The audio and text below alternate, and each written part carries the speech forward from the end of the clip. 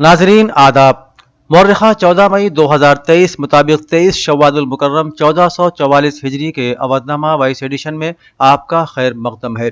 पेश खिदमत है अवधनामा में शाये खास खबरों की तलखीस। कर्नाटक असम्बली के नताइज में कांग्रेस को वाज़ेह तौर पर अक्सरियत मिल चुकी है और उसने 136 नशिस्तें जीती हैं। दिन में 1 बजे के करीब बीजेपी ने अपनी शिकस्त कबूल कर ली। कर्नाटक कांग्रेस के सदर DK शिव कुमार ने कहा कि मैं अपने कारकुनान और अपनी पार्टी के लीडरान को इस जीत का सेहरा देता हूं जिन्होंने इतनी मेहनत की। लोगों ने झूठ का पर्दाफाश किया है। बीजेपी के कौमी सदर JP नड्डा ने कहा कि बीजेपी आजिजी के साथ कर्नाटक के अवाम के मैंडेट को कबूल करती है। उधर कर्नाटक के वजीर आला ने आगे आकर कहा कि नताइज का तजिया करेंगे, पार्टी लोकसभा इंतखाबात में जबरदस्त वापसी करेगी। वजीर आजम नरेंद्र मोदी ने भी शाम 5:15 बजे के करीब कांग्रेस को जीत की मुबारकबाद दी। कांग्रेस के साबिक सदर राहुल गांधी ने कर्नाटक असेंबली इंतखाबात में अपनी पार्टी की जीत पर अवाम, पार्टी कारकुनों और लीडरों को मुबारकबाद देते हुए कहा कि इस जीत ने रियासत में नफरत का बाजार बंद करके मोहब्बत की दुकान खोल दी है। कर्नाटक असेंबली इंतखाबात के नताइज पर पार्टी हेडक्वार्टर में सहाफियों से अपने मुख्तसर इफ्तिताही कलिमात में मिस्टर गांधी ने कहा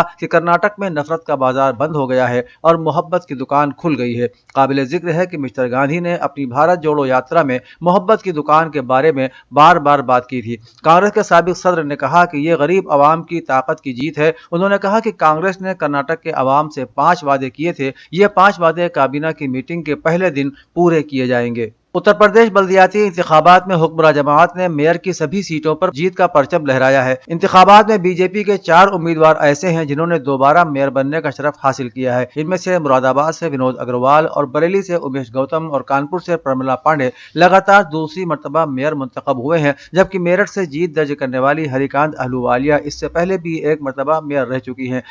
रियासती राजधानी लखनऊ से बीजेपी उम्मीदवार सुषमा खरकवाल ने अपनी हरीफ SP की वंदना मिश्रा को तकरीबन 50,000 वोटों से शिकस्त दी है। बल्दियाती इंतखाबात में बीजेपी की बड़ी जीत का सेहरा कारकुनों की सख्त मेहनत और हुकूमत और तंजीम के बेहतर तालमेल को देते हुए वजीर आला योगी आदित्यनाथ ने कहा कि उत्तर प्रदेश में बेहतर हुक्मरानी, तरक्की और सिक्योरिटी के माहौल की वजह से ये बड़ी जीत मिली है। योगी ने मीडिया नुमाइंदों से बातचीत में कहा कि 17 म्यूनिसिपल कारपोरेशनों में पहली बार बीजेपी मुकम्मल अक्सरियत के साथ जीत दर्ज करने में कामयाब रही है। इस जीत का सेहरा पार्टी कारकुनों की सख्त मेहनत और हुकूमत और पार्टी के बेहतर तालमेल को जाता है। उन्होंने कहा कि वजीर आजम नरेंद्र मोदी की क़यादत में और रहनुमाई में यह बीजेपी की सबसे बड़ी जीत है। इंडियन ओलंपिक एसोसिएशन यानी IOA ने wrestling federation of India WFI के तमाम ओहदेदारों पर पाबंदी लगा दी है। पहलवानों के खिलाफ जिनसी इस्तेसाल इल्जामात में घिरे बृजभूषण शरण सिंह ने WFI के सदर के तौर पर 4 साल की मियाद मुकम्मल कर ली है। स्पोर्ट्स कोर्ट के मुताबिक अब वो ओहदे के लिए इलेक्शन लड़ने के लिए नाअहल हो गए हैं।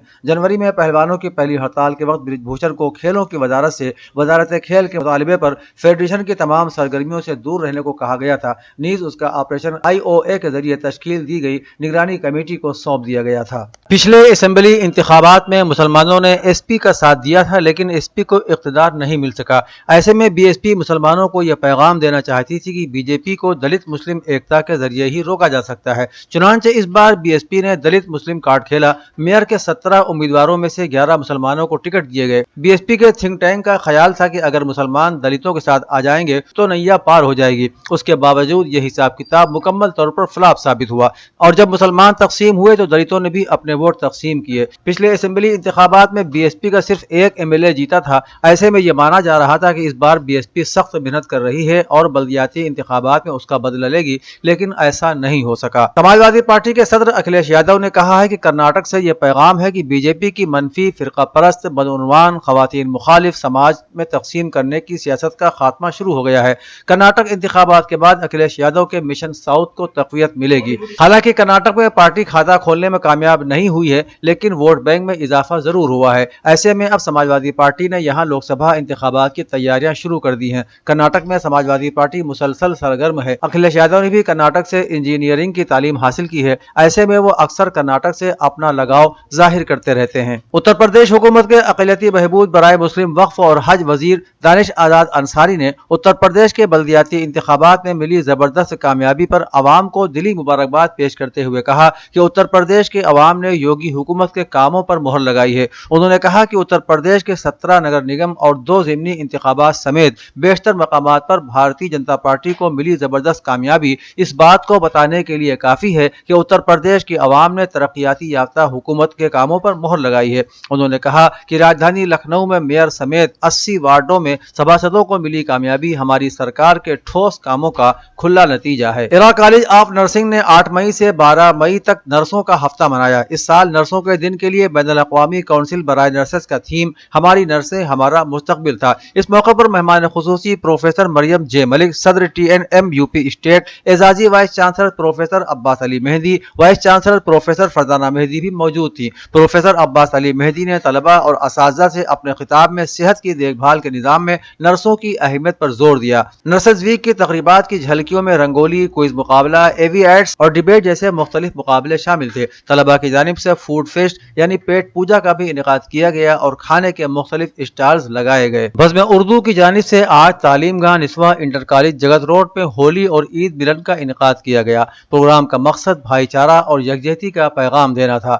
جلسے کی صدارت بزم اردو کی سینئر رکن شہناز بانو نے کی۔ مہمان خصوصی کے طور پر تعلیم گاہ نسواں انٹر کالج کے مینیجر کی والدہ ریشما رزاق شامل ہوئی۔ نظامت بزم کی سیکریٹری تبسم قدوائی نے کی۔ اس موقع پر پروفیسر صابرہ حبیب صدر بزم اردو نے سبھی مہمانوں کو مبارکباد پیش کی اور بہترین نظمیں بھی سنائی۔ پروگرام میں ڈاکٹر عشرت ناہید، نیتا شرما، تسلیم عرفان، فرحات دیبا، اسما احمد، اسما یعقوب، نزہت شمیم اور سائرہ نزہت وغیرہ نے شرکت کی۔ اودھ نامہ کے جہاں نما صفحے کے مطابق ایران کے وزیر اقتصاد و خزانہ سید احسان خان دوسی نے اسلامی ترقیاتی بینک کے سالانہ اجلاس کے موقع پر انٹرویو میں کہا کہ ایران اور سعودی عرب کے درمیان اچھی اقتصادی مفاہمت ہو رہی ہے۔ انہوں نے کہا کہ پڑوسی اور عرب ملکوں کے ساتھ تعلقات کی مضبوطی ایران کی موجودہ حکومت کی پالیسی میں شامل ہے۔ ایران کے وزیر خزانہ نے کہا کہ ایران کی حکومت اقتصادی بحرانوں پر غلبہ پانے، اسلامی ملکوں کے درمیان ٹیکنالوجی کے تبادلے اور عالم اسلام اور خاص طور سے علاقے کے ملکوں کے درمیان اقتصادی مفاہمت کے حصول پر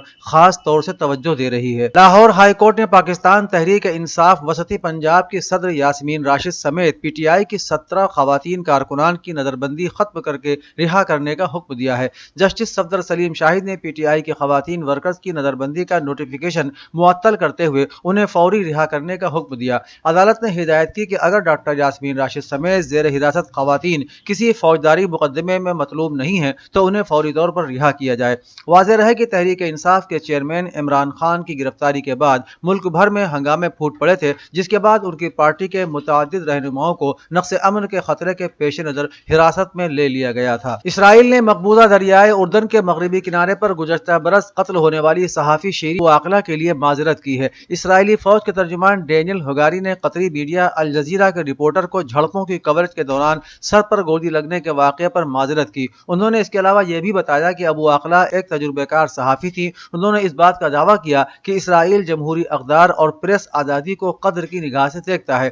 دوسری جانب اسرائیلی قوتوں کا نشانہ بننے والی شیرین ابو عاقلہ کی یاد میں ایک عجائب گھر بھی قائم کیا جائے گا، جس کا سنگ بنیاد راملہ میں رکھ دیا گیا ہے۔ روس کی قومی سلامتی کونسل کے نائب سربراہ میدویدیف نے سن پیٹرز برگ میں بین الاقوامی اجلاس سے اپنے خطاب میں کہا کہ یوکرین کے امریکی اور یورپی آقاؤں کی جانب سے روس کے مقابلے میں یوکرین کو ہر طرح کے بھاری مقدار میں اسلحے فراہم کیے جا رہے ہیں اور حقیقت یہ ہے کہ وہ یوکرین کو تیسری عالمی جنگ کی طرف دھکیل رہے ہیں۔ انہوں نے کہا کہ روس اس وقت اپنے قومی اقتدار اعلیٰ اور ارضی سالمیت کے تحفظ کی جنگ لڑ رہا ہے اور اس پر دسیوں لاکھ لوگوں کے جانی تحفظ کی بھاری ذمہ داری ہے۔ انہوں نے خبردار کیا کہ نیٹو تنظیم یوکرین کے ذریعے تیسری عالمی جنگ کی آگ بھڑکانے کی کوشش کر رہی ہے، جبکہ اس جنگ کا اختتام بہت مشکل ہو جائے گا۔ ایک تازہ سروے کے مطابق برطانیہ میں ملازمت کی جگہوں پر ہر 3 میں سے 2 نوجوان خواتین کو جنسی طور پر ہراسانی، غنڈہ گردی یا زبانی بدسلوکی کا سامنا کرنا پڑ رہا ہے۔ سروے کے مطابق زیادہ تر متاثرہ خواتین اس خوف سے واقعات کی اطلاع نہیں دیتی